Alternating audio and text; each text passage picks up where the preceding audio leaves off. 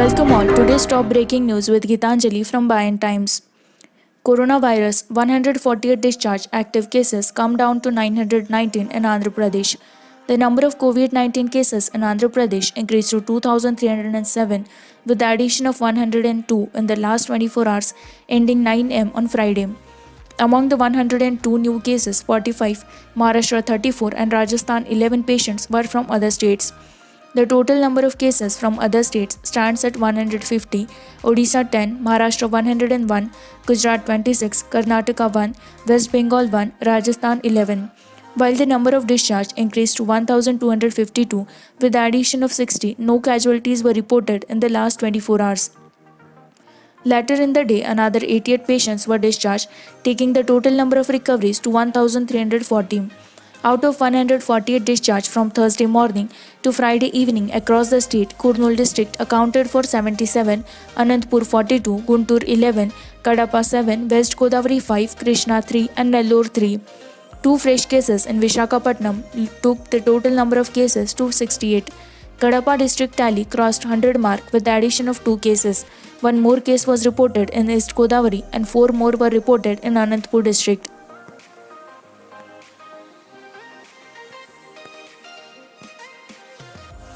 ₹49 lakh Andhra farmers get ₹5,500 each as government releases first installment of Raitu Bharosa. Reiterating that farmers' welfare is his government's topmost priority, Chief Minister Y.S. Jagannath Reddy on Friday released the first installment under the YSR Raitu Bharosa PM Kisan scheme during a video conference with farmers.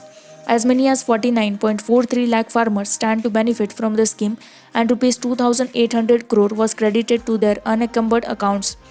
Each farmer was given ₹5,500 out of the first installment of ₹7,500. The remaining ₹2,000 was given in advance in April to help them deal with the COVID-19 crisis. Under the scheme, each farmer will get ₹13,500 per year and in 5 years they will get ₹67,500 not as a loan but as an investment to buy farm inputs. Last year we spent ₹6,534 crore under the scheme to support 46.69 lakh farmers, the Chief Minister said. The second installment of ₹4,000 to each farmer will be given in October to help them invest for Rabi crop, followed by ₹2,000 as a third installment on Sankranti. 62% of the population is dependent on agriculture, 80% of farmers have less than 1 hectare landholding, while 50% have less than half a hectare. Hence, it is imperative to help them, he asserted.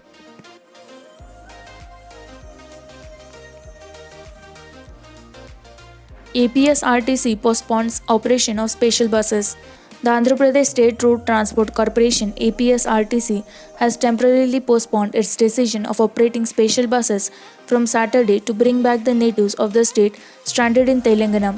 APSRTC was asked by the government to operate special bus services from Hyderabad to various destinations in the state, but with a condition to stay in quarantine center for 14 days after they reach their destination. It was initially decided to operate special bus services from LB Nagar, Miryapur, Bolaram Crossroads, Kukatpalli Housing Board Colony and other localities in Hyderabad to various destinations in the state. Around 13,000 people in Telangana registered themselves on Spandana website of the government to return to Andhra Pradesh. Of them, 8,000 were from Hyderabad and 5,000 were from Rangareddy district. Due to various reasons, the corporation has temporarily postponed the operation of special buses from Hyderabad to the state. We will communicate to the public about the date and timings of the operation of special buses to bring back the natives of the state stranded in Telangana, said an official statement issued by the APSRTC on Friday.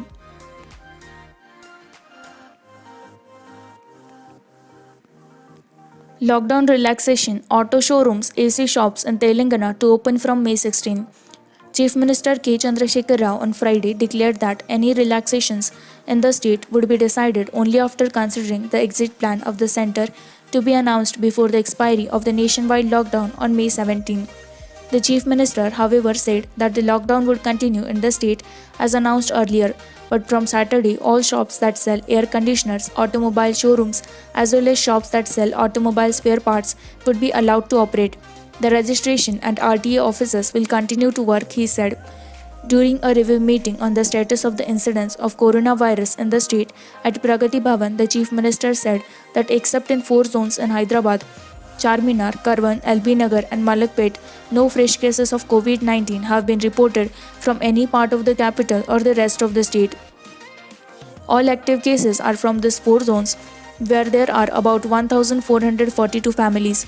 Though it is a fact that migrant laborers from Yadadri, Changaon, and Mancherial had tested positive, the residents of the district has not fallen victim to the infection. Even those migrant workers are under treatment in Hyderabad. This means that the 3 districts are free from positive cases, he said.